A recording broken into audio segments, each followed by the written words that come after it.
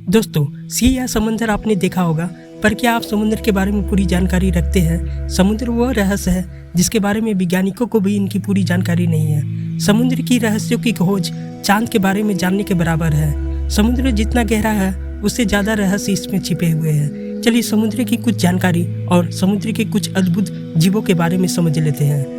Deep sea या deep layer समुद्र का वह निचला स्तर होता है जहां प्रकाश की कोई किरण नहीं पहुंचती है, जो लगभग 1800 मीटर की गहराई से शुरू होती है, जहां घनघोर अंधेरा, तीव्र दबाव और अत्यधिक ठंड होती है, जिसके कारण पहले वैज्ञानिकों का मानना था कि इसके नीचे जीवन संभव नहीं है। पर अब वैज्ञानिक मानते हैं कि यहाँ समुद्र की वो सारे रहस्य की शुरुआत होती है जहाँ अजीब और विशाल तरह के जीव पाए जाते हैं, और वहाँ रहने वाले अधिकांश जीव जीवित रहने के लिए फोटोनिक जोन में उत्पन्न होने वाले कार्बनिक पदार्थ के गिरने पर भरोसा करती है। समुद्र की एक्चुअल गहराई क्या है, इसकी पूरी तरह से जानकारी किसी के पास नहीं है, पर 1960 में बैटिस्केप ट्रियंस को गुआम के पास स्थित मरियाना ट्रेंच के निचले हिस्से 10,911 मीटर नीचे उतारा गया, जहां 8,848 मीटर ऊंचा माउंटेन एवरेस्ट जैसे पहाड़ भी 1 मील अंदर तक खो जाए।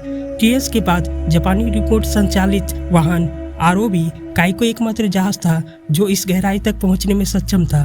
2003 में काइको समुद्र में खो गया था। मई और जून 2009 में हाइब्रिड ROV नेरस में 3 गोताखोर ने चैलेंजर डीप में 10,900 मीटर से अधिक की गहराई को तय करके वापस लौटा। समुद्र की 200 मीटर की गहराई तक को एपिपेलेजिक कहा जाता है, जहां सभी तरह की छोटी मछलियां, जीव और वनस्पति पाए जाते हैं, जिसे मनुष्य सी फूड के रूप में प्रयोग करते हैं। 200 से 1000 मीटर तक की गहराई को मेसोपेलेजिक के रूप में जाना जाता है, जहां इतनी कम रोशनी प्रवेश करती है कि पौधों के लिए प्रकाश संश्लेषण और जीवों के लिए प्रकाश उपलब्ध नहीं हो पाती है। इन इलाके में बड़े तरह के जीव या मछलियां जैसे शार्क, डॉल्फिन मछलियां पाई जाती है, जो छोटी मछलियां पर निर्भर रहती है और उनका शिकार करने के लिए ऊपर की ओर जाती है। 1000 से 4000 मीटर तक की गहराई को एफोटिक बाथिपेलेजिक कहा जाता है, जहां घनघोर अंधेरा, उच्च दबाव और अत्यधिक ठंड होती है, जो 3 डिग्री सेल्सियस से 10 डिग्री सेल्सियस तक हो सकती है। यहाँ का वातावरण साधारण जीव के अनुकूल नहीं होता है। यहाँ के जीव गैस और कार्बनिक पदार्थ के गिरने पर निर्भर करते हैं, जिन्हें समुद्री बर्फ के रूप में जाना जाता है।